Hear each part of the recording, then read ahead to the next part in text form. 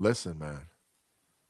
I see these diabolical Houston Texans over there at the bottom of the screen. I ain't digging on that on the picture. I just now paid attention to it. Look at they defense act like they got them two edges, but man, I ain't worried about the 77, 79.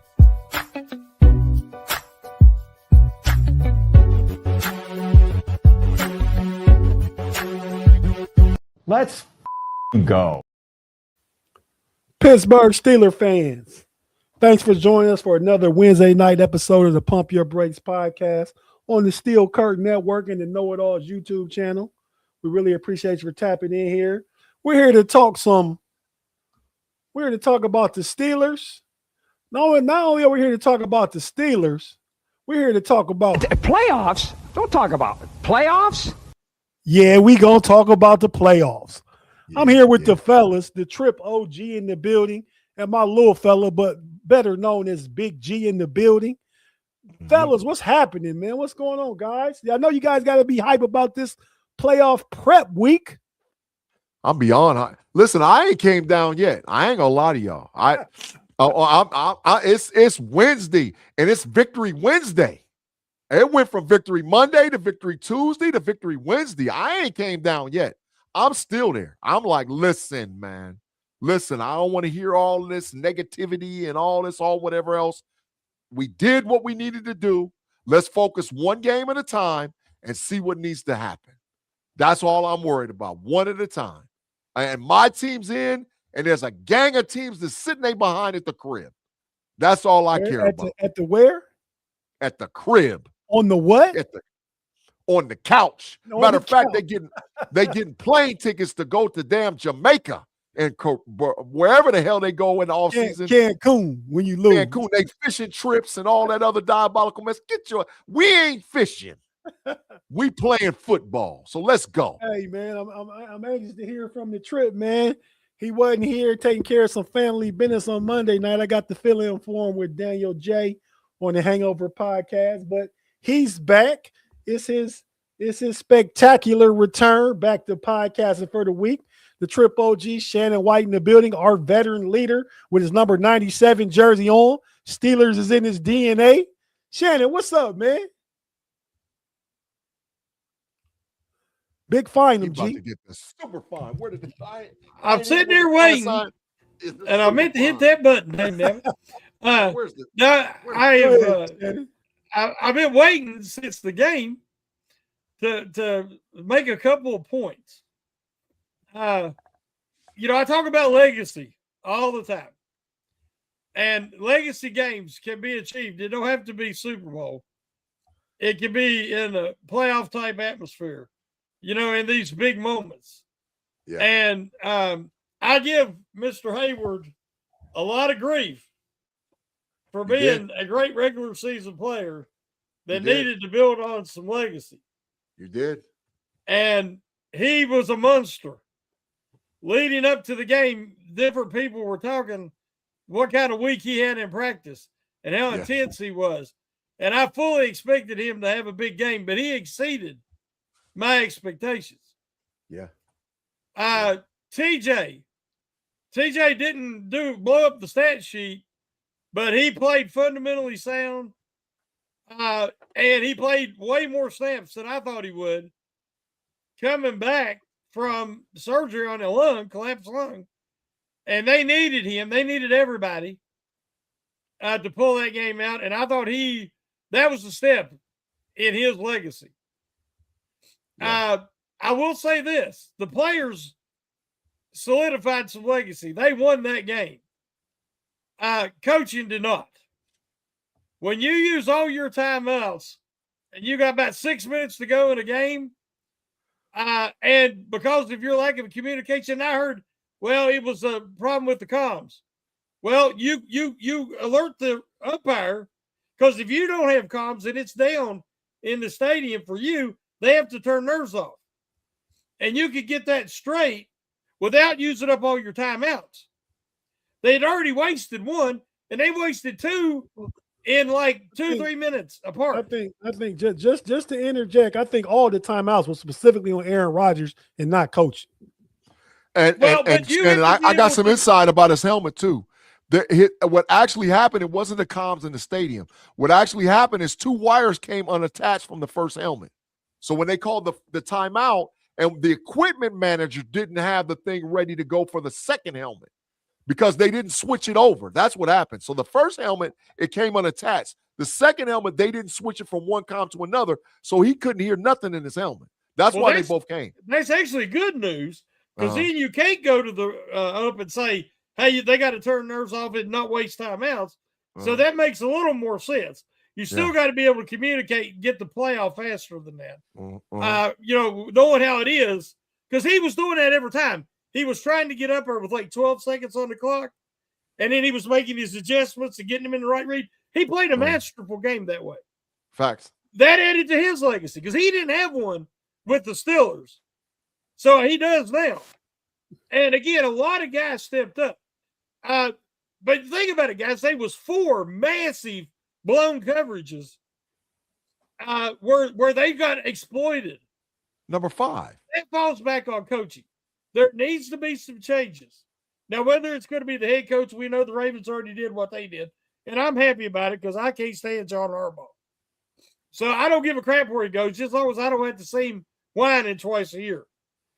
And once you go to Cleveland, I'll still have to watch him whine twice a year. But anyway, I think that they need to at least do something. Look at that defensive side. Now, I was not happy with Meyer, but we've seen this offensive line get better and better and better. Now you got Dylan Cook, who's a step up from anything Broderick Jones ever offered. And I think Cook has done an excellent job. We've seen Spencer Anderson be able to come in, Pete be able to come in, with Samalu can't be there the whole game or misses a game. The offensive line is starting to improve. This is the first time they've had an above-average offensive line since what? 2018? Yeah. When Pouncey and them walked out the door. Exactly. So you've got a situation that the Steelers, they blew it in Cleveland, but part of that was because of Metcalf, let's just be honest, and him being a knucklehead. Well, he's back, and Rodgers learned he has to use everybody. Yeah. And he did in that Ravens game, and he led them down to victory. So actually, I do think they're going in the right direction. They got momentum. And now the big thing too, Houston, Texas has never won a road playoff game. I think they're 0-6. Facts. The Steelers haven't lost at home on a Monday since Bill Cowher was coach. Facts. So since they haven't lost a game since Chuck Noll was coach. On Monday night? On Monday night. Bill Cowher's undefeated. Okay, I thought it was under Cowher, so under Noll. Yeah, so that tells you, I think it's 93 or 92, somewhere. 91. 92 it started, the winning streak. Okay, well, that shows you there's a lot of things working in the Steelers' favor, and they've just got to come out and finally show up in a playoff game. But the way they showed up, they didn't right at the beginning of the game, as we know. Even the first half was kind of rough. But they did finally show up in a playoff-type atmosphere, so I do feel encouraged. Yeah. Tate, I'm going to read the super chat. Exclusive Silver Gaming. Take it to the bank, fellas. We will win 20-17. Limit Marks and Chubb. Contain Nico Collins, and be ready to tackle a lot of quick passes. Here we go. Hey, we appreciate the $4.99. Thank you so very much for supporting the channel, man. We appreciate you for sure. Yeah. Tate, thanks, Tate, now what you wanted me to answer something, bro? I was just gonna ask Shannon the question off his initial comments. That's his first time getting to really talk about the game. Yeah. Because he wasn't on Monday, so that's his first time talking about that. So I want to ask him about the timeouts. Didn't you think that was the most critical part of the game where they needed that touchdown? So it was worth making sure you got the right play calls and all that you want to get that situated? Yeah, but they didn't do anything after the first timeout. And then they run a wide sweep. So, thank God he got in. I mean, I'm just saying I thought that play was blocked well, actually. Better than the play that ran at the end of the first half. Yeah. Yeah, it was blocked well. But again, let's talk about that then. The play at the end of the first half was a god-awful call. God awful play call. A lot of times, the way the coaching staff for the Steelers do is they try to cheat and leave a guy wide open, which we've seen 4 times in the game that heavily killed him. Then also they try to outsmart the other team and they outsmart themselves. I mean, I just think that was I would have did the tush push again. I'll be honest with you. Well, if they don't burn the timeouts, then it's not a conversation. But the problem was they had 2 plays called in the huddle. Rodgers audibled at the line. I went back and watched the film. He changed the play. So when he did, he thought the Gainwell, because there was more defenders to that side, and he thought the Gainwell could beat that corner one-on-one. And that wasn't happening. Because actually there was 2 guys out there. Right, but because a block was missed. Yeah. A block was missed. A block was missed by one of the linemen and one of the tight end. But he thought Gainwell could beat that corner to the corner. And it wasn't happening.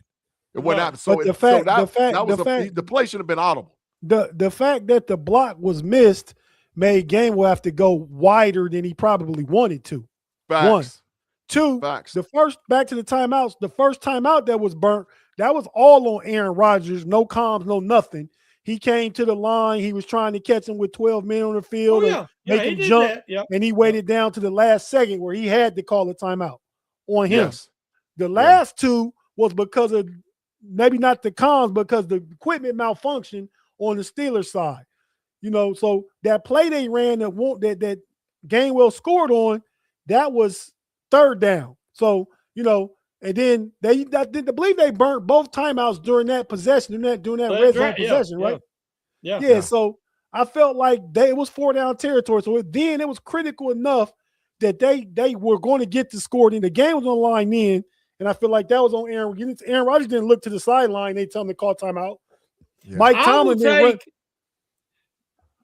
I will take a 5-yard delay a game, or in a heartbeat.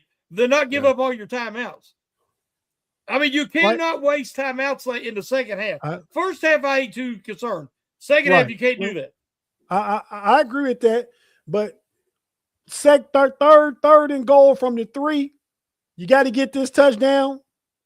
I mean, I don't disagree. Do you want to take a 5-yard penalty on 3rd down? I don't know. I see it both ways. I see what you're saying, and I hated that we had to waste the timeouts. But at the ultimate conclusion, they got. If you don't want to take the timeout, step back. You know what play's going overthrow it over the guy's head, throw it out of bounds. I'd rather give up the down in a case like that than I would to if it wasn't even 3rd down when they used the first timeout. Yeah. Right. That was not even on that series. That was earlier. That's what I'm saying. It's 4 down territory. Yeah. I mean, it was just, if it's on Rodgers, at least one of them was. I agree totally. But again, that you got to communicate better because that could have cost them. A lot of things had to happen for them to come out of there with the victory. And I'd say the players played their hardest. They did. They showed up in a playoff type atmosphere. It's part of that is attributed to coaching too, because when they flat, we give coaching credit. They didn't come out ready. So when they come out, who was everybody talking about?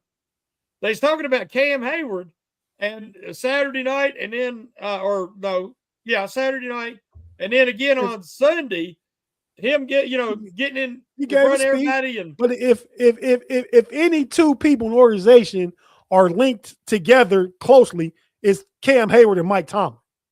Well, did you see how Tomlin was acting when they got that lead? And then, of course, they give it right up and let Baltimore go down because they blew a coverage to give up a touchdown. But he was acting like they'd won. He was all super. It's too early. He did the same thing he did in the Super Bowl against Arizona when they scored and went up. He went over and tried to get his defense hype. We can win this right here. It's on you guys. He was just hyping the defense up. He was motivating. I don't think he was acting like anything too early. And part of that was also because of the horrible special teams play that we've had the last 2 weeks in a row. The At the least punt do it. coverage, Yes. the punt coverage, and that's the story nobody's talking about, and that's what has to absolutely improve for us to Agreed. beat Houston, because our special teams coverage, our punt coverage, our kickoff coverage, what's been happening in the kicking game, we can't win that way. We can't win that way, and so in his mind, he was thinking, okay, Boswell's going to kick it out the back of the damn end zone. Or he's going to kick it to where they're going to pin him late, deep. And on a kickoff return, if it wasn't for Boswell making the tackle, the dude scores. Yeah. Or at least gets an early field goal range. Yeah, like right off the bat. Yeah. Yeah, so that I understand Tomlin's approach with that, because he's like, what the hell? So we got to fix some things in the special teams. Man, Tate, let me answer this thing. Big G, you got to apologize about Pierre LePew for the $1.99. Man, I've been apologized. I got a Pierre LePew jersey that I wore live on air. What the hell do you mean? I've been apologized, and I'm still going to call him Pierre LePew. Hey, Chaz, thanks for the $1.99 super chat. We certainly appreciate you. And Big G is way past an unk. He an OG, super OG. A triple, baby. Triple OG. Triple. You got to get way more gray. Yeah, facts. Yeah, I gotta stop coloring my stuff. I gotta stop going hit the. I'll be hitting my stuff with the dye and all. I ain't gonna lie to you. I'll be hitting my stuff. I can't take it. I ain't gonna lie to you. I'm starting to feel like this off this little bit, man. But yeah, you gotta hit it. You gotta hit that joker, bro. You gotta get in there and let the barbers get it right. So, okay, so that's our thoughts on last game. On this show, we're gonna talk about the matchups. And one critical matchup I think is important is both teams' edges versus both teams' offensive line, especially facts. The edge rushers, because each has a heck of a tandem, especially if TJ Watt builds off what he did last week, just in effort and energy and stuff. And Highsmith played like he's been playing for the last month. Highsmith been playing like a man going crazy the last month, and Herbig too. So I'm including all our guys. Go ahead, Sean. Don't look now, and also Sawyer's a big contributor. Yeah, I was going to say that. Don't look now, but Highsmith is the best edge we got. Right now, he is. That's facts. Hey. But you know what, though? This is the thing. TJ was really, to be perfectly clear, TJ was about 65%. With a good week of preparation and rest, TJ going to be about 85%. And this is why I want to give the coaching credit. They had Herbig, Highsmith, and Watt on the field at the same damn time. We got to see that this week too. Yeah. We got to see Herbig, Highsmith, and Watt out there at the same damn time. But I give Watt props, like I said earlier, because he played way more snaps than I expected him to. So his cardiovascular is a lot better. His cardio is a lot better than we, even with the surgery, that he was able to hold up and play at that level for that many snaps coming off surgery. Yeah, I mean, to get a pick at 65%, a pick? Come on, man. Well, come on, man. You would have caught that pick, Big G. But the thing is, you can't take nothing away from him. He's in the right place. Cam made that pick happen. But I think TJ Watt's presence inspired everybody. That's what happened. It inspired the team. Yeah, I see him. Cam made the play. But listen, allegedly, I'm just gonna say, Cam, whatever you took this last week, allegedly, whatever you took, you need to make sure you get a double dose this week, right? Because when I knew right off the bat, when I saw him chasing Derrick Henry, thinking he could tackle his ass 40 yards downfield, I said, "What is he on right now? What is he on?" Well, I guess that was 4 or 5 years ago. He did that in a Sunday night game against the Chargers out in LA. He chased Justin Herbert all the way down the field in a similar him chasing the play way down the field. But that was 5 years ago. It's a difference in 31 and 36, whether y'all younger and don't know that yet, but it is. Yeah, they don't know. But here's the thing. You got to give Hayward, I like to give him his flowers now because, like I said, I've been rough on him and Watt both about legacy. But Hayward realized that it ain't about that little bit of money that he's got or he's going to get from the playoff success if they can win a game. All that stuff. Yeah. He realizes for his legacy, he's getting old. Yeah. And he knows that, Father Time's undefeated. He wants to do it, and he wants to do it now, and it matters. Yeah. And at this point, if they can win a playoff game, that is a huge feather in his cap when you consider he's never been able to in his career hardly. This is big. And I think I said, when are they going to play with desperation? I've been waiting on it. Well, they were desperate Sunday night. Yeah. And rightfully so. It was all for everything. It was for everything. And they should. And I'll keep saying this. They played with desperation. They was playing for everything, but still they haven't played a complete, clean game where both sides of the ball and special teams execute. It's still a lot left.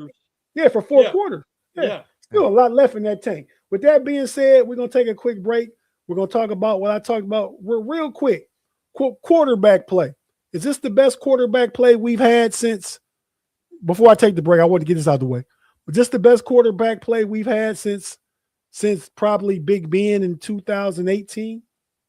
Hell yeah. Facts. Super facts. Super duper facts. Yeah, you better believe I won't say better than Ben. His last year, remember he had 6 or 7 comebacks, led the league. The only way they won is when he went on his own, started drawing plays in the dirt and getting away from Matt Canada's offense. But we've seen Rodgers finally step up. I ain't going to absolve him from like the Chargers game. The Chargers and the Browns game. Yeah. Yeah, he just turned his back on everything. And but that was his first legacy time with the Steelers. And he stepped up, and that's why he's going to be in the Hall of Fame someday. Yeah. So, yeah, well, 5 years after you retire, like 7th grade come up next year, I think, ain't he? Yeah, 7 next year. I think it's next year or the year after. Totally sure. Next year, it's next year for 7. 27. Yeah, for 7. Yeah, absolutely. So I just pulled the numbers for the last 5 years of quarterbacks. That's 23-24. I got the numbers there, but let's go. Look at that diabolical mess. Oh my God. Let's go to this one. This Ben's last year. Then we transitioned to Mitch Trubisky and Kenny Pickett. So that year, 21, Ben's last season, we know they made the playoffs. They lost to the Chiefs that year. Ben had almost 3,800 yards and 24 touchdowns and 13 interceptions. Yep. Steelers were 9-7-1. Yep. Right. And I think about 7 of them were comebacks. Yeah. Well, they were down like that. That team was a kind of like a lot of smoke and mirrors because the year before they started 11-0. Yeah. And lost the first playoff game, but we knew that they weren't as good as their record indicated that year. Yeah. That was the But COVID I will year. say one thing, Tate. Of all these quarterbacks, including Ben's last 2 years, the offensive line is by far better this year. Yeah. I'm gonna come back to that. I'm gonna come back to the line. I'm gonna come back to that. They made better picks. I'll let G talk about it, but they made better picks because they tried to invest in the line for Ben when they got Dodson, they got Green. They had a few young players because Aaron Rodgers is playing with a relatively young line too right now. Yeah, but none of them guys were first round picks. Yeah, exactly. Exactly. They invested, but they invested with fringe guys. I think Kendrick Green was 3rd round and Dodson was the 4th round. But fringe guys and Dotson's a perennial Pro Bowler now that he left the Steelers. Yeah, but that's part of the coaching problem. Yes, get Kevin Colbert out of here. Get him out. In 2022, Trubisky and Kenny Pickett combined for 56 yards with 20 touchdowns and 9 interceptions. Yep. But I mean, the offense was slow and stagnated, and that's when Kenny Pickett replaced Mitch Trubisky in that Jet game. And we thought Kenny might have been a guy then because he had a decent rookie year, right? It looked decent. Yeah. It was fool's gold. Let's be clear. It was fool's gold. We thought we had 24K and it was trash. Then the past 2 years, Kenny Pickett and Mason, because Mason played that stretch down the game, but they combined for 3,100 yards, almost 3,200 yards, and 13 touchdowns and 9 interceptions. Yep. Now keep in mind, Ben threw 24 and 13 his last year. So I think you see Ben because Ben had carte blanche to do what he wanted to do. Hence the 13 interceptions, right? Facts. Yeah. When we moved He on was from chucking being that with, baby, he was chucking it everywhere, Tate. He was chucking it everywhere. yeah, which he had the cachet and resume to do that, Yep. right?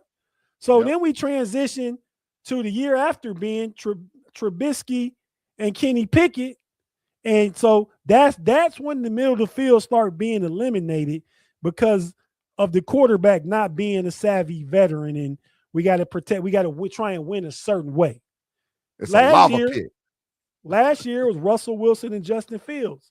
They combined for 21 touchdowns and threw for 32, say 3,300 yards. We give Kenny and Mason 3,200. We'll give Russ and Justin 3,300 and 21 touchdowns. Yeah. So, and then this year we got better quarterback play. These are the numbers this year for all the Steelers passing game. It was just Aaron Rodgers, Mason Rudolph. Rodgers threw for the same amount of touchdowns that Ben did that year. Ben threw for more yards. Rodgers played one less game, but had almost twice as less interceptions. So, and Aaron Rodgers, all his career has always been about, touchdown to turnover ratio. He's great at it, right? Mason Rudolph, whatever, he played that game against the Bears, 310 yards, 2 touchdowns, 2 interceptions. So I just wanted to bring, we've had better quarterback play. We got 3 of them, man. 2 or 3. Go ahead, Big G. Take them all. We'll take our break before the half-hour mark. Go ahead, Big G. Put the super chats up. Let me go back and find them. Hold on. First one. Corey, man, we appreciate the $4.99. He said, if our O-line holds up and makes Rodgers feel comfortable, I like our chances to win. Let me tell you something. We're going to talk about it after the break. Yeah, thanks, Corey. I dare Houston to blitz Rodgers. We're going to talk about it after the break. I dare you to do it. I dare you. Right? Al Lewis, man, thank you for the 10 binkers, man. We appreciate you. Al, shout out, Al. That shows you how. Hey, Big G, Big G. Yeah. Not to cut you off before you read it, though. I'm looking at Al's YouTube picture right there. When I first looked at it, man, I thought it was Shane. It looked like him. Yeah, don't it, man? It looked like him for sure, man. Thanks, Al. Go ahead, Big G. Man. Yeah, it said that shows what type of garbage Thomas was working with. He was working with super trash. As far as all them damn quarterbacks being diabolical. And that's why Harbaugh got let go, because he's not winning or going to where they think he should go with a top 5 quarterback. When the Steelers had a top 5 quarterback and Tom had a top 5 quarterback, they were going places. Like they made AFC championship games and stuff like that. But go ahead. Yeah, we were working with street trash. Shannon, this question is from you, from the diabolical one himself, Claude Bishop. Shannon, do you want Ramsey back next year, man? That's a direct question to you, Shannon. Yes, I want Ramsey back. I think I do not put the blame on Ramsey on those breakdowns. Ramsey was moving all over. And that's when it happened. He wasn't necessarily just playing safety and protected deep. And then he was trying to take the more obvious route. Like that first touchdown they threw to, I don't remember the kid's name. If somebody hadn't done squat all year, and he was able to get behind Ramsey and he hit him with a good pass. But I think that one was on Ramsey though. Yeah, but it was. But again, players get beat. Yeah, I don't like the coverage you had him in. But he was trying to make a play, and it will happen, but not 4 times in one game. If you take them plays away, the Ravens hardly score. Yeah, you're right. But Ramsey was peeking in the backfield too. Yeah, that's what happened. He was trying to come downhill, man. He thought the route was going to be a short crosser. His responsibility was the guy that kept going and got scored on. Bad play, Ramsey. That play. The play I felt like he could have easily, being who he is, broke up the catch to Likely. He should have broke that up. Hell, and when he got his face crossed against Zay Flowers, he was all in the backfield. Now that's the one I'm with Shannon. That could be a communication breakdown. I don't know. But them two, he's the only man in the screen. I seen him let his man go trying to play up and come down on the slant. And then that other one, you are the free safety. Your responsibility, though, Likely didn't catch a ball to the body. Likely cut a ball up over his head, and Jalen Ramsey was at the ball and then dislodge it. So I think he missed time. He could have. And let's be clear, Jalen Ramsey is just now settling in the fact that he's safe. Yeah, he's just now settling. I want Jalen Ramsey back. I do. Hell yeah. And Shannon does too, because it was from Claude to Shannon. So Yeah. I think we 3 for 3 on one Ramsey back. And yeah. So we about to take our first break real quick, and we'll come back and talk about the matchup. If you're watching on YouTube, stay with us. We're not going anywhere. If you listen on one of the audio platforms, be it Apple, Spotify, Amazon, wherever you listen at, listen to a few words from our partners and advertisers. We'll be right back after this on the Steel Curtain Network and Know It All's YouTube channel.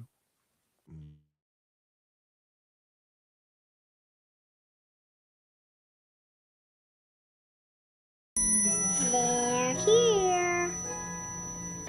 Welcome back, welcome back.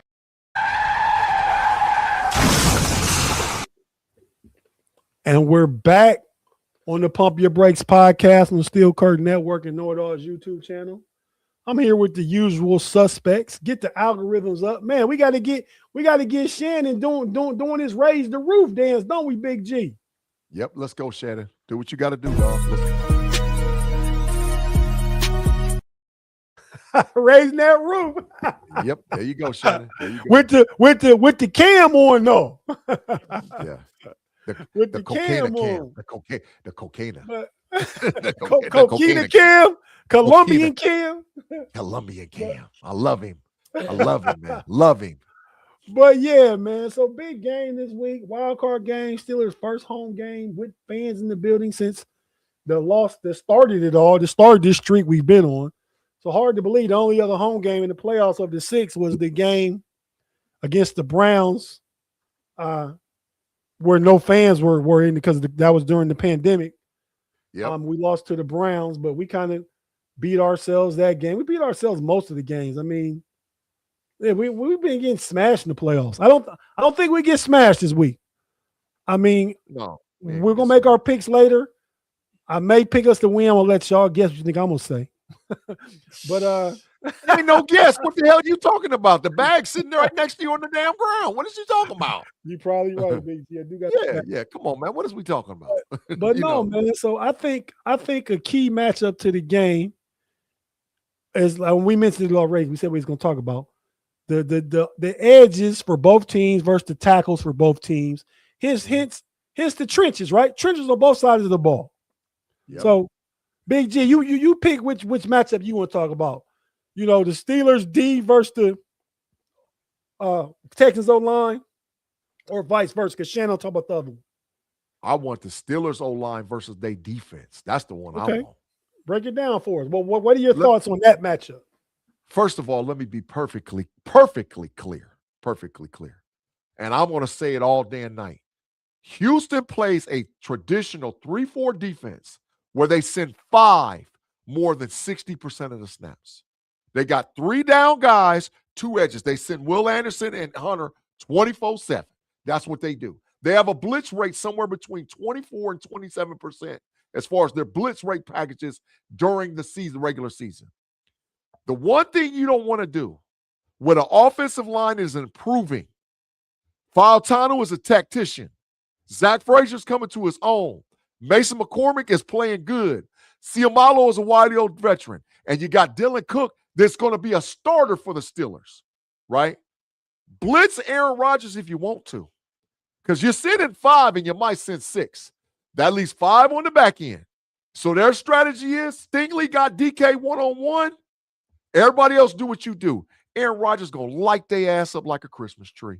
I'm telling you, Houston, you better play some cover 2. You better play some cover 2 or some cover 3 and try to fool him. Because if you go single high and all he got to do is look, they in trouble. They in trouble. And Houston's bread and butter is blitzing.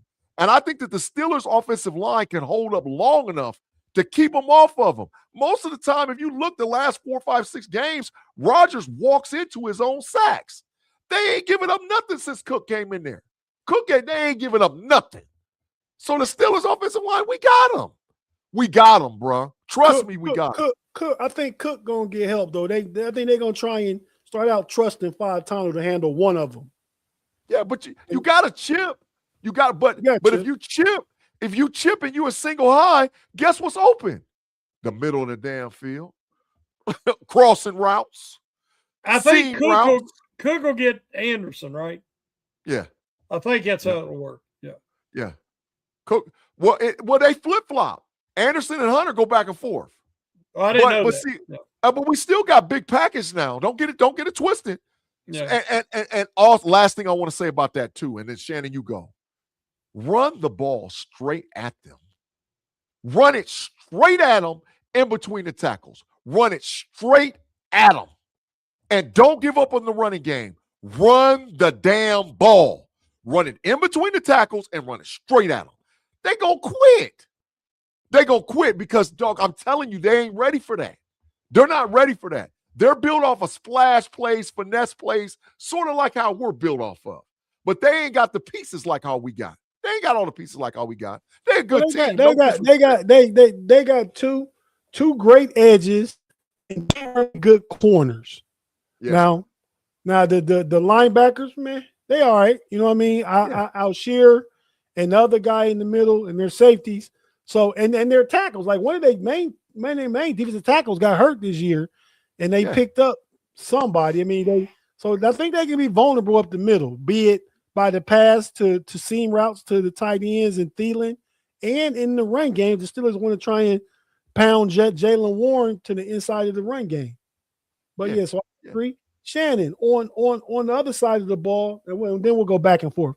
We just want to get some context to this. On the other side of the ball, man, we got TJ Watt, Highsmith, Herbig, and Jack Sawyer. We got our edges. We all know them well. We Steeler fans. Mm-hmm. Going against the Houston's O-line. I don't know if you know anything about Houston's O-line. I think they got a rookie or second year right tackle. His name, I got his name right here. They have Trent Brown and Trent Brown, right? Trent Brown is the right tackle. Howard is a guard. The tackle is Ursery. Alante Ursery is a tackle. I think he's the tackle. Anyway. Now he's a guard. Okay. He's a rookie. So we got our guys going against them. Do you know anything about the line outside those players? Because Big G, you can tell us anything about the line real quick. Shannon froze. No, I'm here. I thought he asked you if you knew anything. I did ask him if you know anything about the Houston O-line. They horrible. I mean, I'm going to look up their sack rate. But C.J. Stroud gets smashed on a regular. And they cannot. They did get sacked a lot. They can't run it all like that. I'm going to look up their sack rate here in a minute. Their sack percentage. Go ahead while we listen to what Shannon got to say about how you see our front and our edges attacking their offense. Well, to me, Nico Collins is their big weapon. And they've got, is it Schultz at tight end? Used to be the Cowboy. Dalton Schultz. I think you really try to limit them. I would try to double Collins, keep some help on him, make the other guys beat you. I'm not scared of Nick Chubb anymore. I have mad respect for him as a player, but I don't think he's the same. And then they got that other young kid, Marks maybe, or whatever his name is. Marks. I'm not – you just can't let them do anything on the ground and make them throw the ball because, as we said, they give up sacks. And Hayward's playing at a high level. I want to mention Hayward led all interior defensive linemen in tackles this year. He led all defensive linemen in snaps this year. So Cam Hayward was a beast. And then he showed up in the biggest game of the year to get him in the playoffs. That's something that hasn't happened. So that bodes well. Derek Harmon should be in the running for Rookie of the Year, Defensive Rookie of the Year, because he's a massive influence on that line. And his pass rush will come. But his run defense is already superior. He had a big game against the Ravens that nobody noticed because he wasn't getting the numbers, but he was taking care of double teams, filling lanes, letting other guys do things. That's incredibly important. The edge guys, Highsmith is playing on a different level for the last month. Yep. And I think that you're going to see his spin move. You're going to see his speed off the corner. He's going to set the edge. I feel very confident about his side. And then what is Big G said, Watt's got another week under his belt Yeah. to recover, especially cardio. And I think he'll be even more ready to play. He said the colder weather is harder for him Yeah. because after the lung injury. So I don't Yeah. know what the weather's going to be. Hopefully it'll be a little warmer Yeah. because that would help him with his breathing. But Yeah. I think that when you also consider Herbig and Sawyer, because Sawyer sits about as good an edge as Highsmith does. So I really think the Steelers have the advantage there because Houston goes 2 deep, Steelers go 4 deep. And they can rotate that and keep that pressure on throughout the game. And as Big G said, bring Herbig in and play him a little on the inside to have that pressure. They generated pressure against the Ravens with Queen, with Herbig from the interior, and another guy. It was Harrison, wasn't it? Who got some pressure and he got taken out a couple of times. But he's not a natural blitzer. But I do like this matchup because Stroud is a very good quarterback. But if you can pressure him, he sometimes kind of he turtles. Yep. I mean, That's one right. game he got sacked 8 times. I don't remember.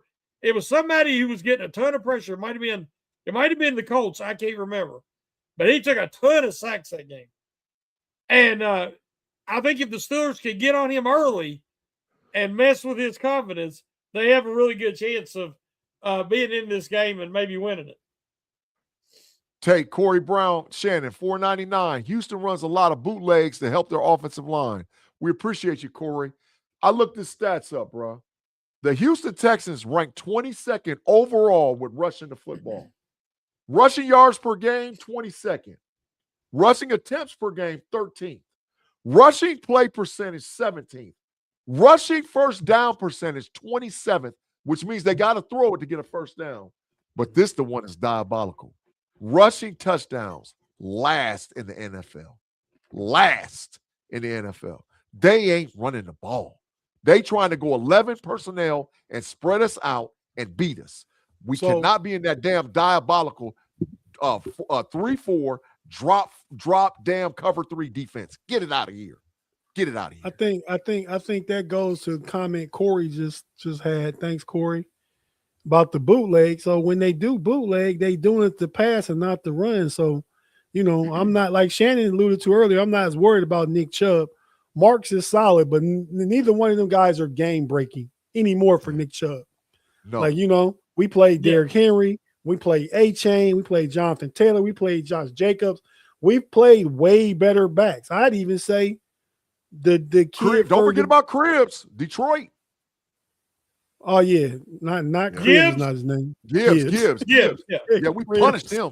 We punished that boy. He went back. You guys remember Joe Cribbs played for Buffalo? Oh Lord, I have nightmares about him. Yeah. Yeah. Big G went back to Joe Cribbs. Yeah. We punished Gibbs. We punished him.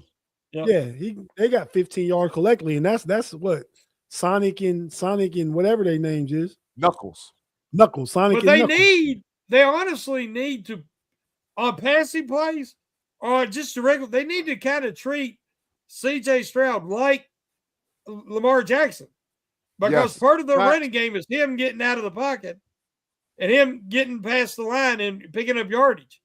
And the Steelers did a good job of limiting Jackson's running. Even though he's been hurt all year, he hasn't run the same. Yeah. But, CJ can run. CJ Stroud can run. So they need to keep lane integrity, and when they pass rush, and keep him from getting outside. That's why you put Herbig in the middle. Yeah. That's why you put Herbig in the middle, and Herbig go get him. Yeah. And Wilson can't too. So can Queen. Yeah. All of them are fast enough to chase him down. Yeah. Yeah. Because he's not that fast, and he's not the threat that Lamar Jackson is. I'm not worried about that. He runs pretty good. Yeah, he might be a 4'6", 4'7" guy. I mean, but all our linebackers are faster than him, with the exception of maybe Holcomb. Yeah. Yeah. No, Harrison ain't faster than him either. No. He might be fast as him. Yeah. As him. Yeah. It'll be a tight race. Yeah. But Queen and Wilson, they got him. But I like Herbig getting in the middle, but I also like Herbig. I think a good matchup is Herbig on the outside against Trent Brown because his speed will just Trent Brown will have a problem dealing with his speed. Yeah, Trent Brown is big and 6'8" and this big guy, but Herbig will dip on him and get around him and cause trouble. So because Herbig by far is the fastest of the edge rushers. Yeah, by far. And you want to spell him, but and keep him fresh for late in the game for sure. But you know what? So that way, give them steps. Right. You know what Houston don't do? You know what Houston don't do that much? Their chip percentage is one of the lowest chip percentages in the NFL. They expect the 5 to block whoever you send. And CJ's going to get it out real fast. They don't chip like that. Now, they lead the running back in the block. Like, if you pressure CJ up the middle, the running back Chubb and whoever else that other little dude is, they try to pick it up the middle. But chipping on the edge, no, because they ain't 11. They ain't 11. They stay in 11, bro. They stay in 11 personnel. So there ain't a lot of chipping going on out there. So no, and I don't know if Big G agreed with me, Shannon, when we talked about it maybe after the game Sunday night. I said of all the matchups, the potential wild card matchups, I'd rather play Houston over Buffalo and the Chargers. No, I'd have took the Chargers because it's hard to beat a team twice. But I ain't scared of Houston either. Yeah, I would. I was okay with the Chargers. Coming to Pittsburgh because the Steelers laid a huge egg in L.A. But no, I didn't want to see Buffalo. Yeah, I didn't want to see Buffalo because they've already played in Pittsburgh, so they're acclimated to playing in Pittsburgh, and their running game. Now, again, Harmon being healthy and playing makes a massive difference. So I don't think Cook and the Buffalo would have run it over us like they did last time. But I'm okay with Houston. Yeah, because I think. Okay, go ahead. But I think because we know where most of the time CJ Stroud's going to live in the pocket. Now, you said it. He's capable of getting outside and getting some yards with his leg.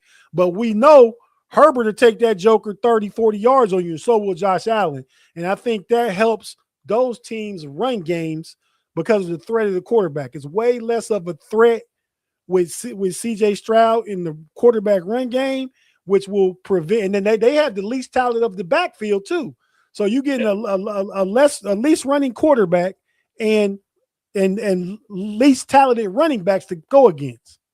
And I also wanted to say real quick before we get to the super chat, is it's harder to chip the Steelers. Like the Steelers chipped the snot out of Myles Garrett, obviously. Facts. And teams have chipped TJ Watt forever. But now Highsmith is your better guy. If you're going to chip somebody, you'd probably chip him. And then you still have the other three in Watt, Herbig, and Sawyer. Who are you going to chip? So I don't think the Houston will worry about trying to chip our guys that much this week. Yeah. Claude Bishop, thanks for the 5, man. I feel like putting you in the matrix for this one because you telling me right now you don't watch enough football to understand because you should have your own answer. The Texans sacked the mobile Josh Allen 8 times, so asking him to blitz AR is pure insanity, Big G. Let me explain something to you. Do you know why they sacked him 8 times?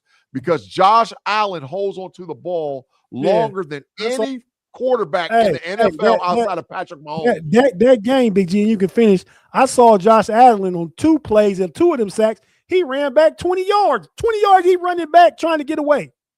Josh Allen, the only quarterback that look it up, Google me.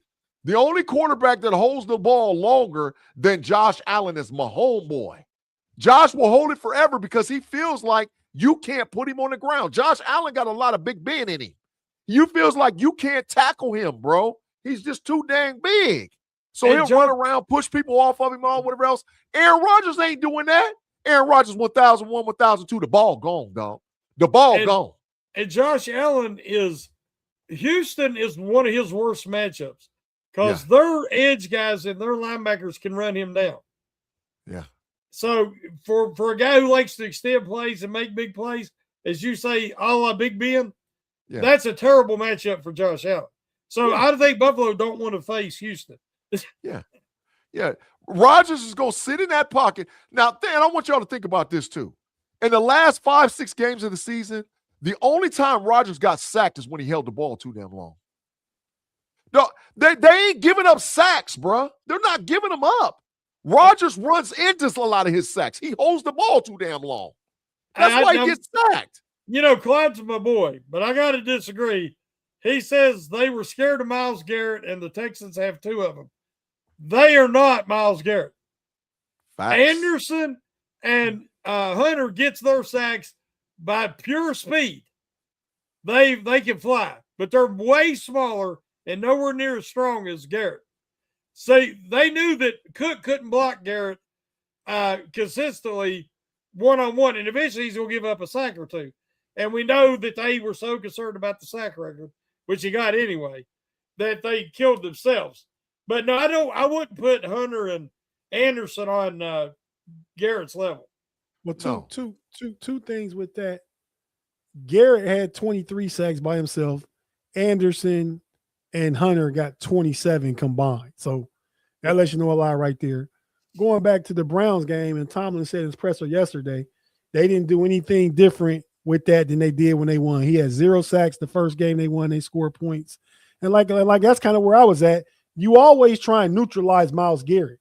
So did it seem like maybe because the record was on the line, like, oh, they overdoing it? I don't think so. I think you do whatever you can do in any game you play in the Browns to neutralize Myles Garrett.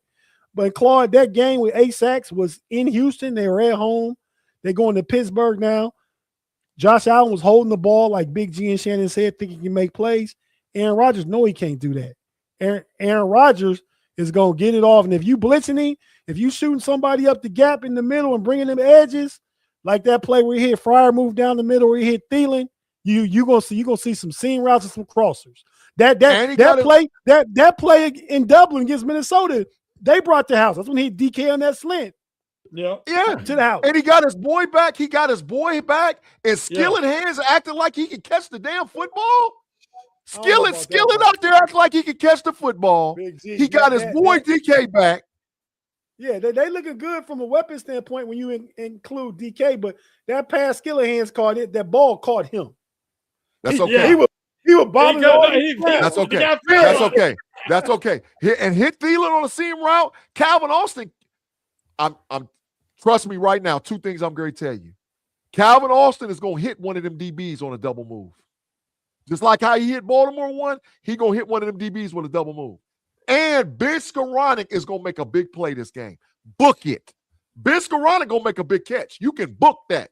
He's going to make a big catch, bro. I got to mention something. How many times have we seen a guy make a big play, if year 2, 3, 4 in his career, and it just ignite him, and then he goes on to make become a different player because he gets that confidence. Yep. We got to think of 2 guys that stood out to me. Calvin Austin on the double move that he set the poor boy on his butt, lit him up, and Mason McCormick. McCormick played a well of a game, but that block he threw for Gainwell to get that touchdown on 4th down, that was a thing of beauty. Yeah. I mean, Mason was able to, we always worry about him blocking wide zone, but he was able to get it enough to get in front and get that guy and push him around, and where Gainwell went right behind him, went between. I think both of them guys stepped up in big moments, and that could bode well for the future. Yeah, they a bunch of kids. Yeah. They learning. They learning on the fly, and they got a wily old veteran that they protecting. They learning on the fly. All of this changed when Short Bus Jones went out. Yeah. And so all those, and I was guilty of throwing Myers under the bus. But when I really actually look at it, it ain't Meyer. It's Short Bus. He gives up the inside rush too damn much. Cook ain't giving up nothing, bruh. He ain't giving up. He's got super long arms. He's built like a tackle for real. Yeah. Come on, bruh. Come on, Yinzies. Come on, Yinzies. Our offensive line. And Claude, you the main one. You diabolical, you. Talking about, watch. I dare you to blitz him. He gonna light him up. They better sit in cover too. I think Aaron Rodgers welcomes the blitz. Yeah. He wants the blitz. And like I said, that game was in Houston. Last time Houston lost, I believe they won 9 straight, though. They got murked in Seattle. we actually play Seattle closer than Houston plays Seattle. And Seattle has a great defense. We know that. Pittsburgh has the pieces to be a great defense. If they can play a huge defensive game against that 22nd ranked offense, whatever you said, Big G, and you know, I think it takes 20 points to win this game. Yeah. Hey, I got to give Claw some credit because, you know, I throw him under the bus on a regular, and I throw him under the bus and back up on him. I ain't pumping no brakes on him. Claw, you are absolutely correct. This all changed when Tomlin started coaching scared. I agree. He don't give a damn right now. Yeah. He don't give Tomlin don't give a damn. That means nothing to me. That's a huge part of it. Which is why I don't get mad when they've been going for some of these things the past 4 or 5 weeks. Now, do I agree with the play calls every time? No, but I agree with the decision to go for it. Yeah, but the problem is, Tate, they wait too late. Houston cannot start fast on us. Yeah, they can't. Agree. But how you eliminate that is run the ball control, and let them line up in that single high. And the middle of the field ain't lava. I saw it come a little bit earlier this week when in the third quarter, they said, oh, the middle of the field ain't lava. We're going to start throwing in the middle of the field. The middle of the field can't be lava in the second quarter or the first quarter. Throw the damn ball in the middle of the field and run it straight at them. They gonna come out their defense. They ain't gonna know how to stop it. And it took them way too long to start getting the ball to Fairmouth. Facts. The second half, they got to do it earlier. Facts. I do it. I agree. And every time there's a playoff game, they're behind 14-0 in the first quarter. They can't start slow this week. Facts. Okay, I agree with what everything you said, Shannon. You too, Big G. So we're gonna go ahead and make our predictions. I'll go first. I want one prediction, and then your score prediction. One. Kind of what I call it, like just one big prediction. Something you think is gonna happen, right? You mean a G-Stradamus moment, Tate? That's what you're trying to say. G-Stradamus? Yeah. Some. I didn't hit that sucker 3 weeks in a row. I hit it 3 weeks in a row. I'm going. So go ahead, Shannon. Go ahead, Tate. You go. Yeah, I'm gonna go first and let you and Shannon go ahead and frivol about who's gonna go next, like it is every week. We all together. But I'm gonna say, get in my bag. It's actually too far. I didn't have to get up and get it, but it's right there, and I'm in it. I'm Steelers through and through. Houston don't scare me. I respect their defense. I respect what they're capable of. I like the season they had, but they don't scare me because they don't score a lot of points.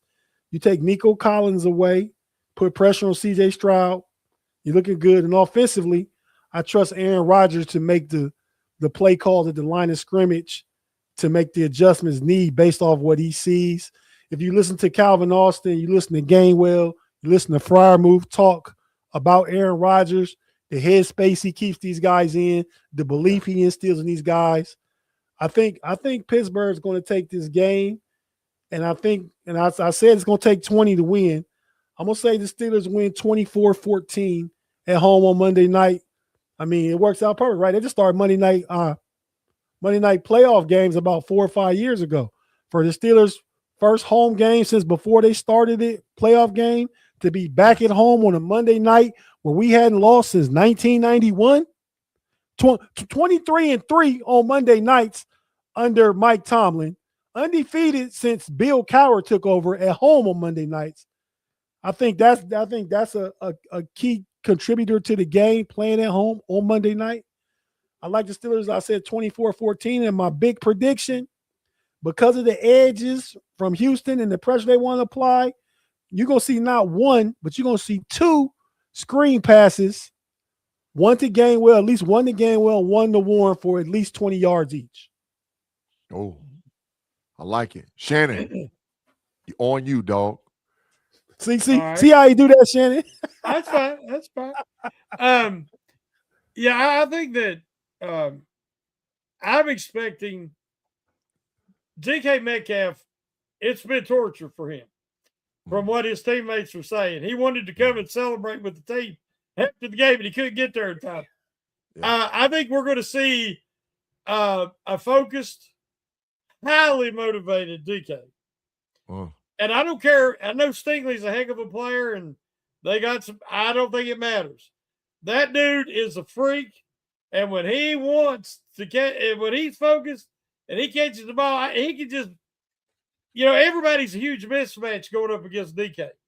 Mm-hmm. And nobody can match up with his size and his speed, everything. So I expect to see a monster game out of DK Metcalf. That's my prediction. Yeah. Don't get scared, everybody, because I know the rule. And I'm not picking them to win. Because Damn, Shannon. because I ain't jinxing them. I ain't jinxing them. We know I pick them to lose, they have a chance to win. So I'm going to say, normally I would say 27-17 Steelers. But because of the jinx, I'm going to say 27-17 Houston. But you know why I made that pick. Yeah. Yeah, we know where your heart's at, Shannon. I'm feeling you. All right, now listen, y'all. I'm going to hit you with an old Destradamus because I done hit it 3 weeks in a row. First thing I'm going to tell you, really big prediction. Super Hayward is going to score again. And when Super Hayward scores, we don't lose. Super Hayward getting in the end zone, y'all. Count it. Book it. The other thing, I'm telling you right now, Ben Skoranek is going to make a big catch. I'm telling you right now, he's going to do it. He got that cast off his arm this last week. That's why your boy Roman Wilson didn't get a helmet, because he got that cast off his arm, and he was like, okay, he could catch the football. And I think that there's going to be a lot of focus on DK, a lot of focus on Move. Old Skillet, we know what he does. We know what Calvin Austin III, but Skoranek going to sneak in some kind of way, and he's going to make Super Hayward going to score, and Skoranek going to make a big play. A big play. And so because of that, they're going to put C.J. Stroud in a position where he's going to be playing catch-up. And that plays right into the Steelers' hands to be able to blitz him consistently and put him on the ground. Pittsburgh Steelers win 24-13. Pittsburgh Steelers win the game 24-13 and move on to play the diabolical Denver Broncos in round 2 in the AFC playoffs. Well, how am I a hypocrite, Clark? Get the hell out of here. How am I a hypocrite? How am I a hypocrite? I'm gonna put you in the matrix. Go ahead, Tate. Go ahead, man. No, I was gonna say if Buffalo wins and one of the other teams upsets the other game, which would be if the Chargers win and Buffalo win, then Buffalo coming to Pittsburgh. We get 2 home games.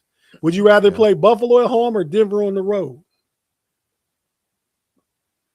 We got to go to Denver and win. I'm taking this thing one game at a time. Let's whoop Houston, and then we already know who the next opponent is. Denver. Well, I'm telling you how it could be Buffalo. Denver get to play the lowest seed remaining. Right? So Denver get Buffalo, and we would get the Chargers. No, Denver would get the Chargers, and Buffalo would go. Buffalo's 7. Houston the 5 seed. Oh yeah. Buffalo to the AFC Championship game. Buffalo win, they go to the Chargers. Yeah. Buffalo win, they go to Denver. If the Chargers win, they come to the Steelers. Correct. We get the Chargers. Ooh, I like that even better. It don't even matter. It don't matter. You got to do what you got to do. Go ahead, Shannon. I got a request, and hopefully this can make it out to the Steeler organization. I want to see goal line, 3rd down and goal, no tush push, have Cam as the fullback, like William Perry back in '85 for the Bears, and give Cam something he hasn't been able to do. Give him a rush and see if he can get a touchdown. Cam Hayward? I want to see Cam Hayward pile into the line, and I want to see him stop him from getting the yard. I promise you, Shannon, if Cam Hayward gets a touchdown, the Steelers stadium is going to erupt. I'm telling you, I want to see it. It is going to erupt. It is going to erupt. I would like to see that in the event that we up 2 scores in the 4th quarter and you inside to 5 and it's 1st down. But past that, I mean, I don't know if I'm calling it such a meaningful game, but it would be great though. The Bears that year got Refrigerator Perry a touchdown over Walter Payton in the Super Bowl. Facts. Yeah, but he had 3 touchdowns that year? and he blocked. Yeah, for a yeah. rush score. Yeah. And he I'm just blocked. saying, I'm saying this would just be, as you say, later in the game. yeah. If you got the lead, try to end it. Let him take care of it. Yeah, I want Super Hayward, and I want his older brother to push him on in there. Because that's just like him scoring. If baby bro get a touchdown, I'm telling you he gonna get one. But I told y'all they could use Cam Hayward to push baby brother in, and they did. Yeah. Yeah, I'm telling you, Super Hayward getting in the end zone this week. I promise you. I'm telling you, he getting in there. He getting in there. The real brotherly shove. The brotherly shove, yeah. But with that being said, everybody, man, we've made our predictions. It's a big game. We'll be back. I'll be back on Friday with the Homies podcast. We're doing our playoff picks tomorrow. Big G, you got to work on it. You're going to send your picks, though, right? Yep. It's going to be quick because my schedule changed. So we actually going to be going at 11 a.m. on those playoff picks Eastern time. Yeah. And it'll be quick. I mean, 20, 25 minutes because there's only 6 games to talk about. Yep. Friday night, I'll be back with B Dirt and Pay. And then Sunday, we'll have our Know It All playoff review show. Talk about those games. Thanks, Claude, man. Claude, hey, man. Big G. Yeah. Is Claude out there with Cam, man? Because Claude be flipping up sometime, man. Hey, man, the nemesis does what he does. The nemesis does what he does. Is he going to Columbia with Cam? Because no. that stuff hit people differently. You got Cam running down the field at 4-4. You might have Claude switching up from saying diabolical stuff to saying some stuff that actually, man, Claude, that's thanks, man. Yeah, the nemesis does what he does, bro. Joker appreciates Batman. Trust me. Joker appreciates Batman. The arch nemesis does what he does, bro. But we appreciate Claude and all the super chat people and all the people that comment and watch our show, because without y'all, there would be no us. So thank you. We appreciate y'all. We definitely thank everybody. Big G, before we go, you see how I just slid my hat off my head? Yep. Slide yours off. No way. No way. Hey, Shannon, man, thanks everybody for tapping in with us. We certainly appreciate you. We'll definitely be back before the Steelers had that game. And, man, Shannon, are y'all, I guess y'all figure out later how you're going to do your Monday night. Yeah, we'll probably have to move it. I don't know how we're going to do it. Right. All right. Well, we'll be looking for that too, man. Shannon and Daniel J some point, because it's going to be a post game. Yeah. But so maybe you go ahead and still do your regular before the game. How you guys figured out? Let us know, though. Yes. Tate, they said you got a Crayola hairline. They said you got a Crayola hairline, Tate. Nah, mine ain't Drew. I might have a light hole back here, but this all legit. They said I had Still a Crayola, Big G. Yeah, that's what they said. Steelers Almighty, what's cracking, man? Good to see you in the building. Make sure you always come check me out on the big show. Yeah, check me out on the big show, man. Every Tuesday, man. It's diabolical. Hey, Shannon, man, go ahead and take us home, man.